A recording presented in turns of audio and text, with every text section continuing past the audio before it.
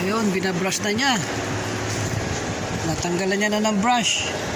Ayan, magkatapos siya sabunin, kuskusin niya naman ngayon. Tapos babalawan niya.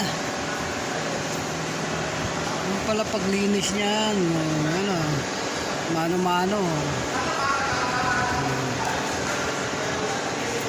Kasi dito medyo mura dito pag mano-mano, pagka machine medyo mahal. So dito lang muna tayo sa mano-mano.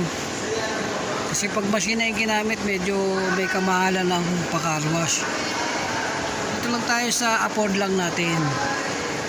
Ayan na, tapos babalawan niya na yan. Tapos niyang sabunin. Binalawan niya ng tubig, tapos sinabon niya. Pagkatapos niya sabunin, ayan na.